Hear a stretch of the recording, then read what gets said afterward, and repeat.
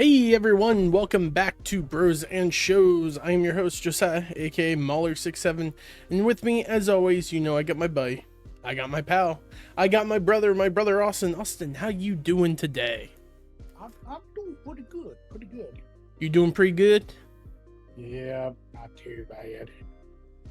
Not too bad. That's good to hear. I am happy to hear that. Happy post Halloween, technically, is whenever we're recording this, but happy Halloween nonetheless, because I have not talked to you since Halloween. And happy birthday, Mr. Halloween man, you. Yes, thank you. Which it is funny because I was talking with some of my coworkers, and apparently one of my coworkers also has a birthday on Halloween as well. I was like, well, dang, that's pretty cool. Good for you all. I hope you get all the candy you've ever wanted, or you get all the, I don't know, birthday gifts you've ever wanted as well. Did you do anything special for your birthday, Austin?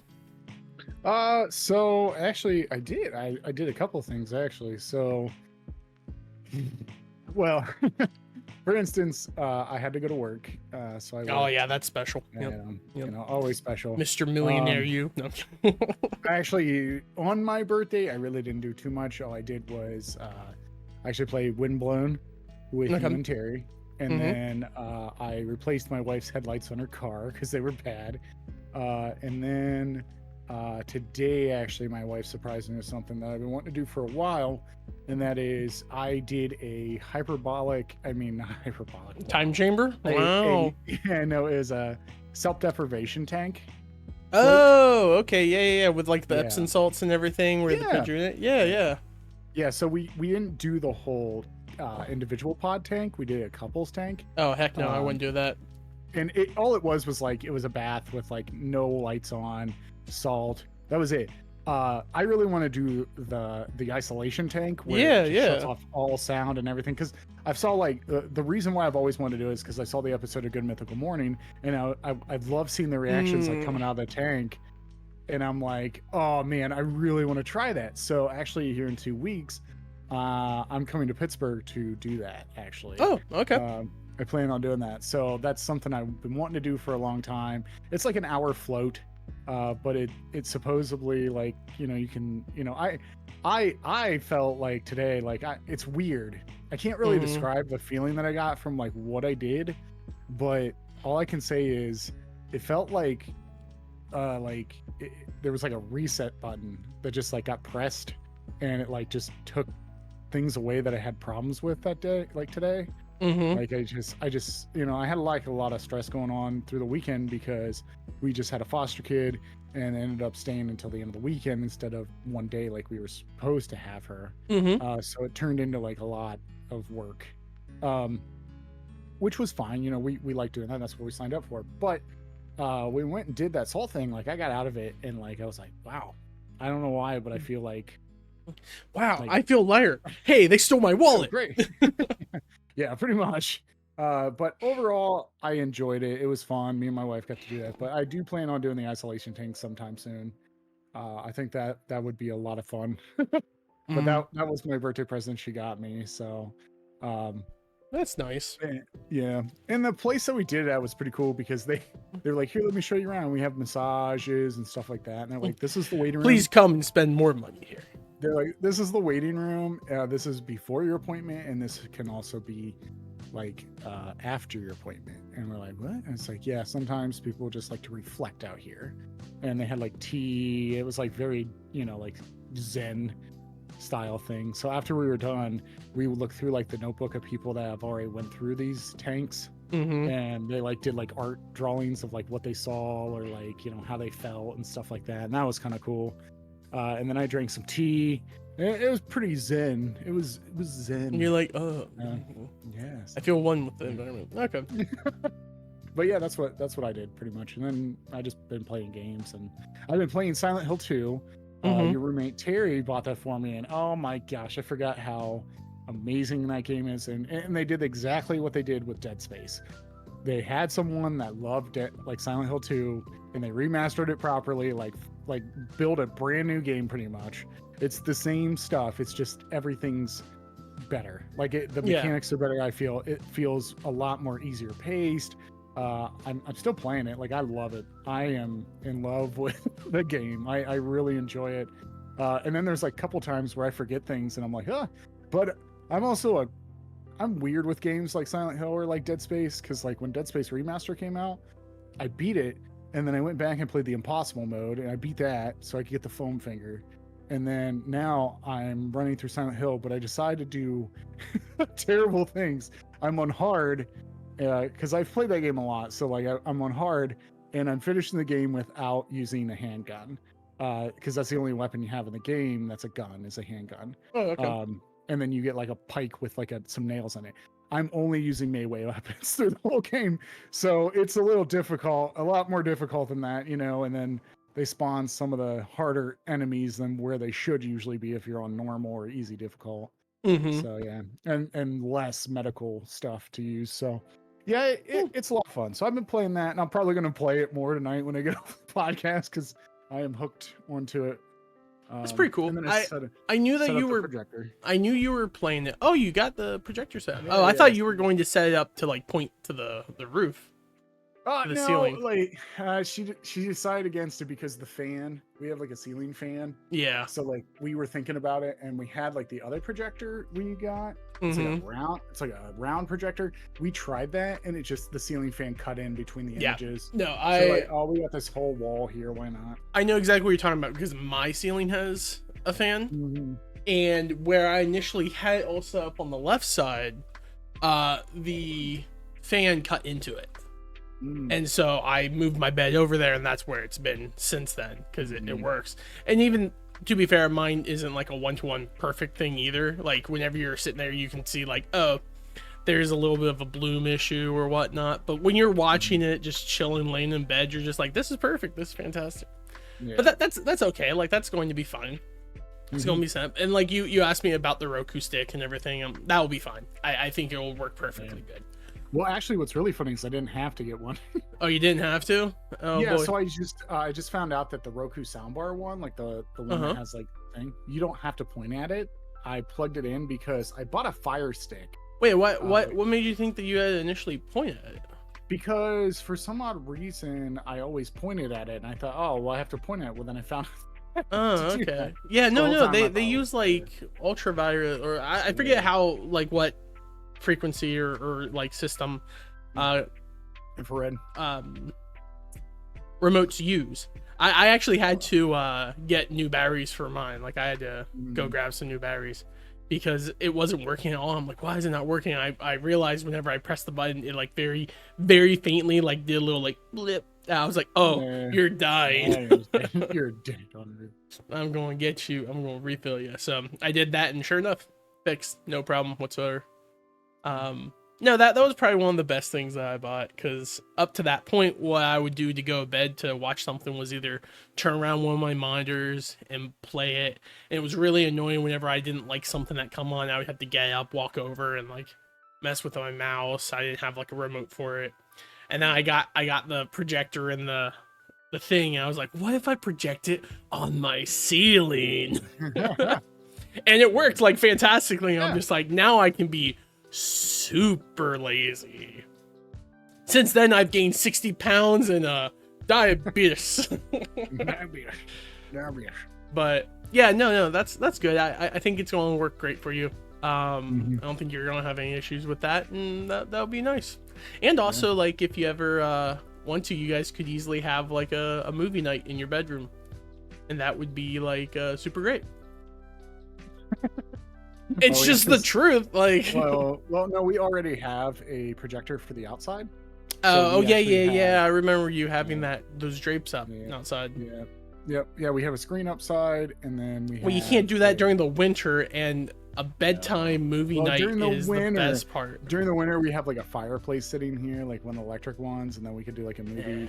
But out there, we do what a I was fire imagining. What I was imagining whenever I was saying that is like, she's laying down, you come in with a tray with hot cocoa and whatnot, you both curl up under the fire, and you watch Nightmare Before Christmas as God intended it, and it's like, that would be great. I just really wanted to say something like that, just say, as God intended. I do. No, but yeah, no, I'm pretty stoked about this, and then just been playing my games. I mean, to be fair, it's going to go down in history as one of the best things. Like the best thing for me, like I ever did was put a projector. I'm just going to be honest. Like it has legitly like. What am I most excited for? Wife and marrying her. Number one is the number one project. Best thing for me. Best thing ever, guys. That's good for you, man. For like me, right? I did nothing for Halloween. I worked my job, messaged you, and then just I didn't like I haven't done anything in the last week. I've just worked, and now I'm on 2 weeks vacation. This Wednesday coming up, I'm going on an 8.5 hour car ride to a convention, and to Cambridge, Cambridge, Massachusetts. Massachusetts. Oh, you're going to Massachusetts. I believe it's Cambridge. I could be wrong. The only reason why I've been saying Cambridge, right, is because of Dropout, because that's where Sam Reich is from, and there was a whole joke of it's like, Sam, where are you from? It's like Cambridge, Massachusetts, and I think that's where they were holding it. So I could be wrong, but that's just what I've been going with. But for the last 2 days, I had my VTM tabletop game, and I got home and I was like, what do I want to do? I have 4 days before I have anything planned. I guess I'm just going to lay down in my bed and watch a bunch of Commander and MTG and YouTube videos all day. And so that's what I did all day. For yesterday and today, I just watched that stuff. We played some Monster Hunter. Oh yeah, no, never mind. I've been playing a lot of Monster Hunter Worlds demo. Until I got frustrated with it. Yeah, Wilds. Yeah, thank you. Until I got frustrated with the fact that there's not a lot to do. It's heavy on your PC, and we were having massive connection issues. And I was like, all right, I think I'm just going to play something else. So that's what I did. I've just been enjoying playing it. I did get the Castlevania DLC for Vampire Survivor. I did too. Ooh, that's good. That's good. As a fan of Castlevania, it made me very happy. Especially since the map of the Castlevania one is literally the Castlevania map. Yeah. And you can travel along through it. Fight all the different bosses, which was super nostalgic to me. I got to Dracula's chamber, but he's not there. So I'm like, okay, I must have to do something in order to unlock the Dracula fight. But no, it's great. There's so many new weapons and items and abilities. I'm back where I was when I first bought the game, where I'm like, I don't know what to mix with what. So I'm just kind of buying everything that's new and just being like, show me what you got, My favorite combo so far is just all whips. I just stack whips on whips. It's fun. It's just like because do you have Trevor? I only have Leon, and I just finished a run before we got on, and I think I unlocked Trevor is who I did, because I basically went in there as Leon, got a bunch of items, put it on endless mode, and just started going, and I was in that game for 87 minutes as I just slowly traveled through the whole thing, fighting everything stuff. And I got a bunch of unlocks, and I didn't even get to check what all those unlocks were yet. So I know I got a character unlocked. It may have been Trevor. All I know is that there's a couple ones that are hidden with a question mark, and I couldn't get to them, and so I was like, okay, I'll come back later, I guess. But that was fantastic. I loved. I was so happy. $3 is nothing. That's an easy buy. Completely revamps the game. Highly recommend it. If you're a Castlevania fan, you're gonna love it even more. I'm not even scratched the surface, and I'm just I want Harmony of Despair remastered on Steam, because that was one of my favorite multiplayer Castlevania games to play with John, and so many other people would play it too now if it was on Steam. Back when it was on Xbox, we were all kids. We didn't have money. No one bought it or anything. Now I could convince people to play it or buy it for them. One of those two. So Yeah. I was pretty down. I was pretty happy with that. It was a great time. So talking about a great time, or at least not so great time, depending on who you're looking at and where you're coming from. Austin, this week we watched Agatha All Along, taking an additional break from our Tales of the Crypt time, just because a lot of things finished in the Halloween era. A lot. We got this next week. We're going to do the Legends of Vox Machina season 3, and who knows what will finish by that week. It's just Penguin did. Penguin. Yes, I heard that's really good. So it's really good too. So Penguins, and then what we do in the shows is coming out weekly. So it's going to be a situation. It's like when we get back to Tales from the Crypt, we'll get back to it. But in this situation, I had you watch Agatha All Along, which whenever I threw it out there, you initially gave me a look of like, So I have to ask, Austin, what did you think of Agatha All Along? All right. I'm gonna say this. I will say this about this show, okay? Mm-hmm. I don't know if I really... You're not the target audience. really liked it or Okay. I loved it.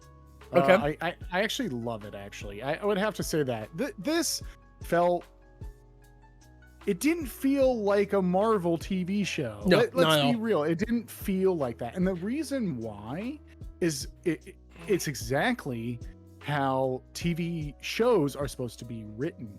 It doesn't feel like something has to be this, setting up something else. That's what I don't want sometimes. Well, it did though, but keep going. It kind of did, but how I felt with this kind of made me feel like Rogue One. Like, I was like, I don't get why Rogue One is a thing. Like, why is this going to happen? And then I watched Rogue One, and I actually enjoy Rogue One. It's one of my favorite Star Wars movies. So then when I watched this, I was like, I don't know if I'm into it. First episode was a little rough. I watched it because the first episode is a joke the whole time, most of the time, because it's like her stuck in like a TV, like a police drama. Yeah, it's explaining and showing what she's been doing for the last 3 years, which is her stuck in the timeless, like, infinite loop that Wanda puts her in at the end of WandaVision. Yeah. Which, so it was funny watching that episode, and the whole time I was watching it, all I could think about is, like, she's trying so hard to act like a gruff cop, but, like, she's coming off as like someone trying to impersonate Sylvester Stallone in my head, because she's doing like the side like, what are you talking about this? I'm like, you look like Sylvester Stallone's brother in that one movie where he tries to like portray the whole like issue that Sylvester Stallone has, even though he doesn't have it, because it's not a thing that Sylvester Stallone, like, it's something that he got whenever he was born. I forget what movie that was, but that was a thing I remember watching Red Letter Media, and they were talking about. It's like, why is he doing the lip thing? He doesn't have that. Only his brother has that. And so that's very much where I was kind of at the whole time watching her do that. But I feel you. But keep going, man.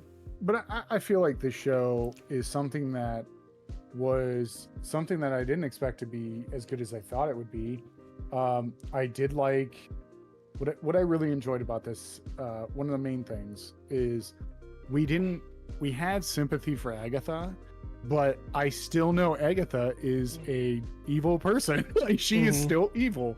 And I also liked how death was, like, how not death, but how deaths happened. Oh, deaths. In okay. this show. I mean, I liked both. I'll be honest. Yeah. I was surprised by how much I liked both. Yeah. But no, it's the thing is I always have a problem with certain Disney shows and Marvel shows where they can't kill a character and keep them killed. And like, I felt like there was going to be a couple times that was going to happen when like certain people of the Covenant were dying. I was like, yeah, they'll be back. Okay, they're not back. Okay. Marvel has the same issue as like the old Final Fantasy IV games, where it's like everyone self-sacrifices herself, and then they're just like, I'm back, I never died. Yeah, that's how I felt. But then whoever wrote the show, which I found out is the same guy that did WandaVision, he came back, and this budget was only like $40 million. It was super small compared to other ones. Super small. But what I really enjoyed about the show is like, this show took its time. Whoever wrote the show liked this character a lot. Like they kind of knew what they were setting up, and I really feel like this show is I'm going to say it. I'm going to say it.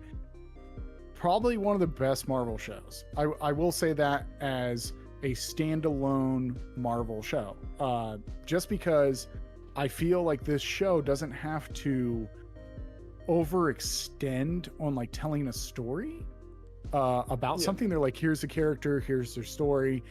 And then also too is like there's always a season usually after like something like this usually happens where you have WandaVision and then the villain is Agatha, and then the next season is like this, oh, this person's really not bad, let's turn them around and they're actually a good person. I liked how they went with this on this show, where it's like, nope, Agatha's still awful. Agatha is bad. But And it's she the doesn't idea. care. It's not. No, she does care. Like that was She the thing does. that I liked the most about this series. Right, is that Agatha is literally the definition of someone who has been told that you are bad and worthless and you're evil your whole life, and they have made it their personality because they have been told that the whole time. Yeah. And the only like redeeming thing that she had, I truly think that, like, kind of skipping ahead, but I truly think that if she had the person in her life that got taken away from her like if he would have grown up and whatnot, she would have changed, she would have been different. And that's like that tragedy adds to her like agreeing and believing that it's right, the world doesn't change, the world, nothing, it's always going to be the same. They'll always think I'm this because of my powers, blah, blah, blah, blah. But yeah, no, I like that too. I very much like that by the end of the show. Like it was a overarching thought process in my head watching it, is I'm like, what's Agatha's ploy in this? Like, she's doing this for a reason. She's agreeing to take them on this for a reason. What is the reason? In what context? Why is she acting X? Why is she doing Y? Why is she being this, that? And it was fun to like sit there and watch like each episode, like small little hints and small little things. And I really loved that. For me personally, it culminated into the episode with Patti LuPone and the tower where she's like reading all their their fortunes and whatnot. And you realize from like the get-go, there's been moments where she just kind of like snaps in, says something, and then snaps out, and people are like, whoa, okay, crazy. And you think she's saying it in the moment to some of them, and then in it you realize like, no, her mind and everything, it jumps between different points in her life, and she has been like neglecting the gift, she didn't want it, and now she's embracing it. And you see it in multiple points, especially like in the last episode, whenever Agatha like remembers her say like, when she calls you a coward, hit the deck, and that comes into play. And it's like, that's something that is said like very early on. And I love that. Like, I love it whenever shows do that, when they like embed something and then they make it make sense. But then instead of it all culminating in that single episode, there's something that after that happens. And I like that. I was really enjoyed. Also, Austin, I know like you like musicals. I like musicals. Everyone likes musicals. Which is weird. Which, gosh dang, dude, that was such a banger, man.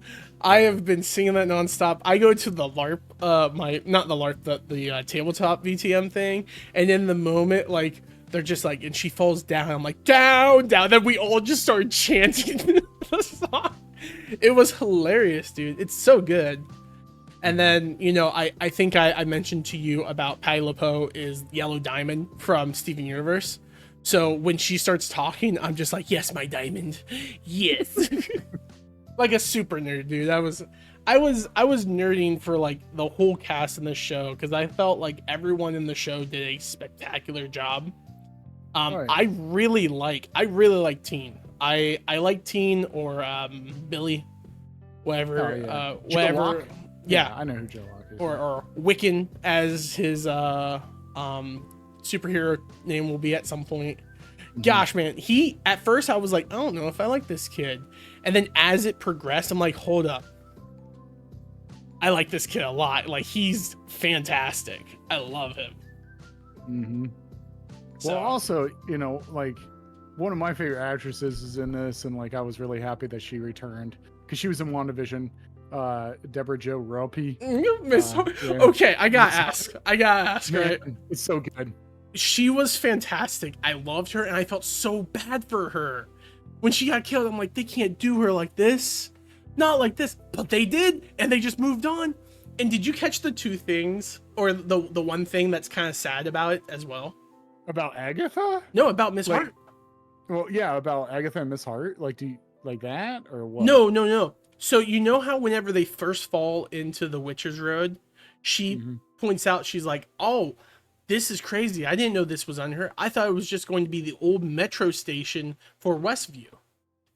And everyone kind of like is like, what the heck are you talking about? They don't care. But later in the Patty's episode, where they're in the underground, there's the veins everywhere. One of the pathways is to the metro station of Westview. And so everyone was kind of pointing out, it's like, if Miss Hart would have just continued falling into that ground, but everyone saves her from it, if she would have fell through, she would have found the Westview train station, and she could have got out.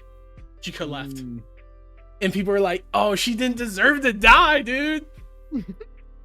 And then there was also the funny thing. I have to ask you about this as well.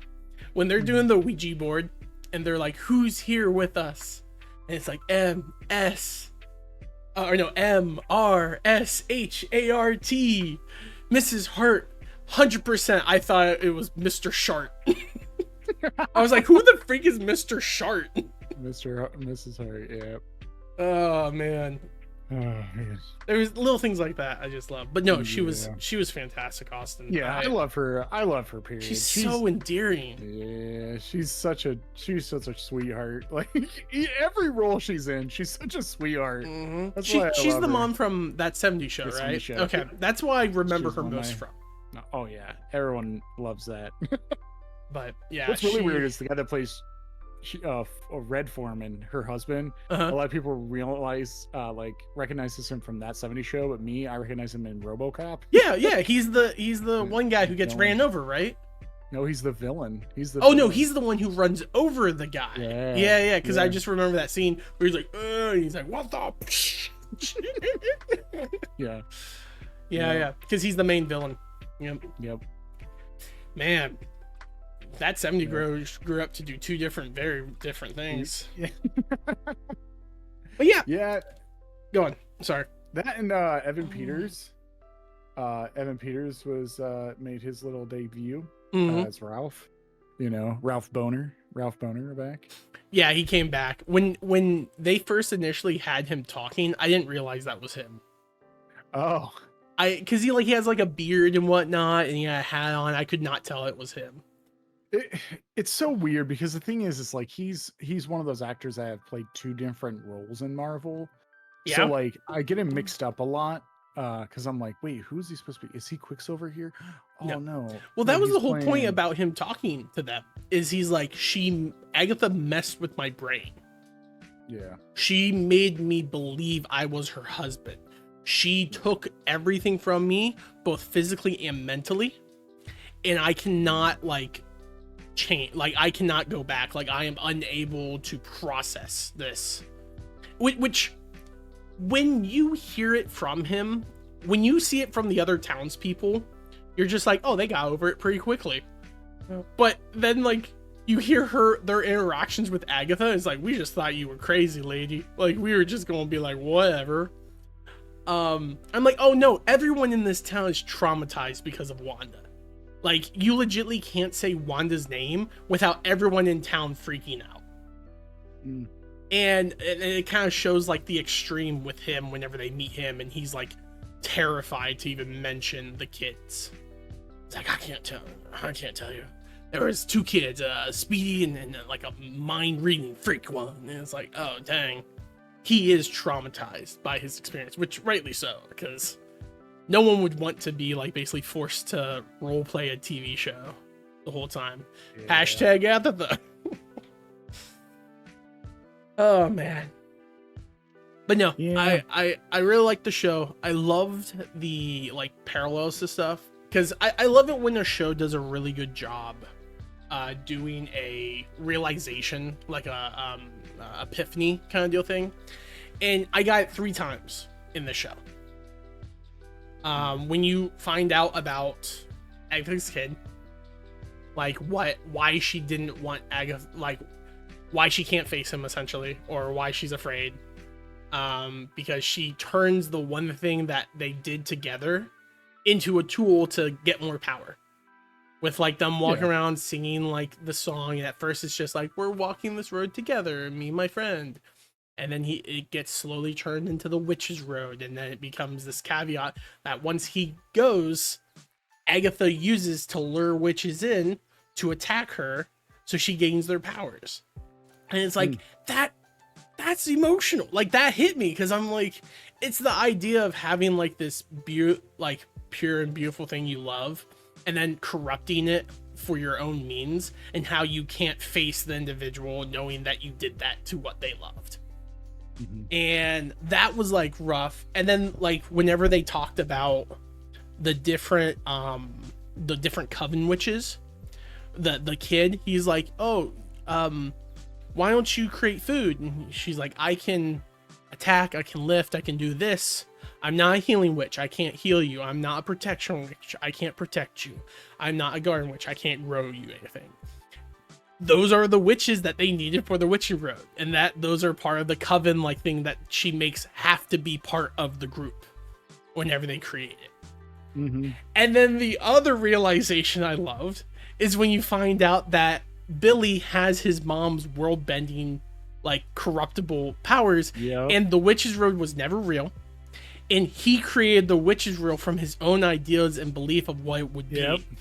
And you see like the plaque of his wall and everything is in comparison. I was like, oh, beautiful. Just shove him out. I love this. It's so good. Like I loved it. Even down to where they were all had the different outfits of the Wizard of Oz characters, and he has those little figurines. I was like, man, like, well, I also love like that. Like Billy was like, yeah, I made this up all by myself, and then a little bit later Agatha's like, well, I'm just trying to get everyone together so I can kill them and take their powers. Which is really funny because in episode 2, when all the witches see Agatha, they're like, you brought us here so you could kill us, and she's like, I don't know what you're talking about. I was like, they told the whole story already. 100%. Someone on TikTok I watched after like episode 1 said that they're like, so you notice how like she tried to get them all to blast her, like, come on, do it. It's like the witch's road isn't real. That she did this as a way to get powers from them so she could fight the Salem 7, but it didn't work, and so now there's a thing. So like maybe like and they went on this whole thing about maybe there's another power at B. Some people thought it was death, because that was before the realization that the Green Witch, or Aubrey Plaza, or death, was death. And so I was like watching it, I'm like, okay, this whole Witch's Road is a ploy created by Death and Agatha to feed Death bodies and then give Agatha power in return. And the whole realization, the whole like story that they kind of tell throughout the whole thing is that Agatha sacrificed her kid for power. That's what happened. And then you learn what the truth is, and you feel real bad because you're like, why didn't you tell them? Because there was that scene, I think it was Death says to her, he's like, why didn't you tell them? It's like, because the truth is worse. And whenever I watched it and her kid died, I'm like, what, your kid died and that's the worst thing? And then the realization that she turns the song that they sang together into the caveat for murder, it's like, okay, never mind, I get it. I get why you feel that way. Oh man, like it had me emotional, and like I quickly, like you were wondering, I messaged you on Discord instantly after I got done finishing last episode. I'm like, did you finish Agatha all along? And you're like, yeah, I finished it yesterday. And then I didn't respond because my brain instant went like, no, we'll have the podcast and I'll be able to rant about it. I just really needed to talk to someone right there. I was like in that emotional like conversation where I'm like, I need to rant and talk about like the extremities of this. But then it's like, no, if I talk to him about it, that will kind of avoid the conversation when we're in that podcast, which that's the point of it, right? Yeah. And so that's why I talked to you, and then you responded like, "Why?" I'm like, it just got emotional, is all. Like, yeah, I kind of like when he said that, I was like, "Oh, dude, he finally watched the ending of it." Like, I was like, "Oh man, that's rough." Yeah, that it was rough. It got me. Anytime there's like the level of like someone, like, I think it's like I don't want to say failure, but it's kind of like the failure. It's like the idea that someone's like, you could be better. And it's like, I can't face this person until I am better. And then she goes, and it's like, you'll never get to be that. You'll never get to be better. You're now a ghost wandering the plains. You'll never get to be that way. Unless death has some way of pulling you into ether and she'll be able to redeem herself later. Maybe. I don't know. Yeah, man, like that got me. I also love the fact that Agatha points out to Billy that it's like, don't get so mad. I killed blank person. I technically killed this one. If anything, you saved a life. And then it cuts to the high priest, the one lady, coming out of the soil, and I was like, that's right. She can return. Heck yeah. Yep. It's like at the end of Agatha, it's like she will return. But yeah, like the show I really enjoyed. I enjoyed the like, it's funny for me to say this, but I really enjoyed the sexual tension in the episodes. Not between all the characters, just between like Agatha and Death. Because there's constantly moments where they say or do things to each other that you're just like, there's something here between them. Like when Rio says like, I have a scar, and Agatha instantly responds, no, you don't. Like, she knows what's on your mind. And then like whenever they have like that moment where they get really close to each other, it's like, oh my gosh, dude, there's a story here. And then you learn that they were ex-lovers and that she's Death and she's the one who took the kid away. It's like, oh dude, no wonder she hates you. But at the same time, you're doing your job, you know? Like, that's like that cliche story bit where it's just like, I'm just doing my job. I'm so sorry it has to be you. But it comes for everyone. Oh yeah. And whenever she like pleads for her and she's like, all I can give you is time. And it's like, just be thankful that that's at least what you got. Because if not, it like you wouldn't have had the influence that your little kid had on your life. And that's crazy. Yeah. Like it was. Yep. Oh man, got me emotional. We'll have to see what they do with Death now, because there is some interesting stories like in Marvel Universe with Death. Yeah. Because like Deadpool has a relationship with her, but also Thanos, like the whole Infinity Stones, like the whole Infinity Gauntlet storyline was with Death. I watched a TikTok where it's just like, guys, they explain why Thanos didn't have a thing for Death. Because she didn't care for him because she's a lesbian. And he got mad, and so he's like, well, I'm gonna kill everything and make it that she's not needed. And it's like, well, it was Agatha all along. Oh man. I will also say, like, one aspect I was kind of disappointed in was the protection witch. How she got her curse broken, and then she dies the next episode. And I was like, that's stupid. Like, she just broke her curse. And then after Rio is revealed as Death and she comes to collect her, and she's like, that's not fair. I just broke my curse. I had so much to live for. She's like, you died protecting someone. You're a protection witch. You did what you were intended to do, what you were supposed to do. That's all we get. And it's like, gosh dang it, Marvel. Whoever this guy is, sorry for that peak. My voice cracked right there, but gosh dang it, dude. Like, the writer of the shows, dude, has this. You say it's the same one as Wanda, has the same. Like, Wanda was a really good show because it kind of like catches you off guard. It's like that mystery all the way through. Like, what's the story here? What's the ploy? What's actually happening? And then you find out it's all Wanda, but no, it was actually Agatha all along who like tricked her into this. And then in this show, it was like, what is this Witch's Road? How is it set up? It was Billy all along. And I really like shows, especially whenever they're a single season of that style of writing. I loved it. I was also super getting like, I was getting flashbacks a little bit and I got sad. I got flashbacks to the Dead Boy detective shows because they had the same kind of feel as that as well. And then I got sad because that show got canceled and it shouldn't have been canceled. And I'm like, maybe what comes after this, like Billy's story after this, if they make more shows or if they do a movie or whatever, that can fill that hole of Dead Boy detectives that we won't get anymore.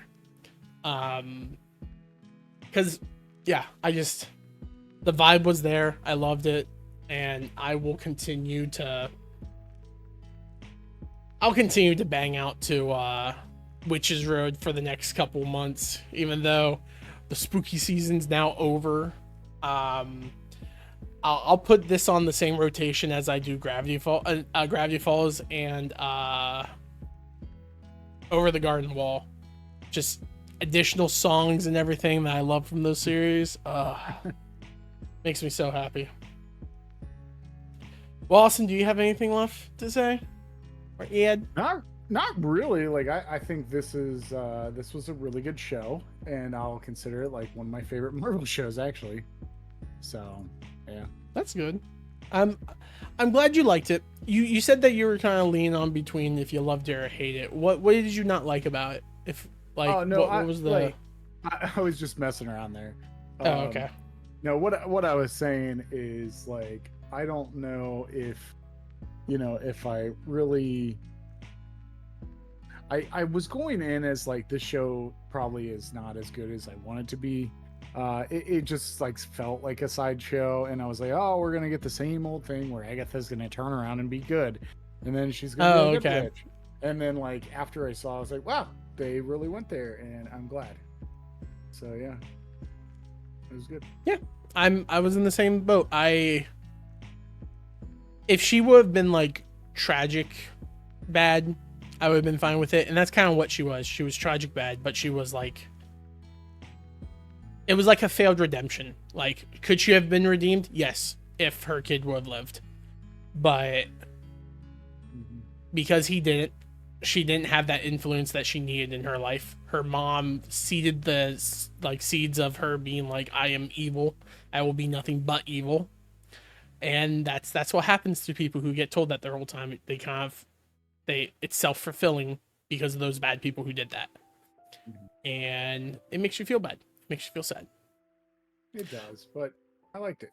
Yeah. No, like, for a story, for a villain, it's a great story, right? You're like, I am evil. I am still evil. I wish I wasn't evil.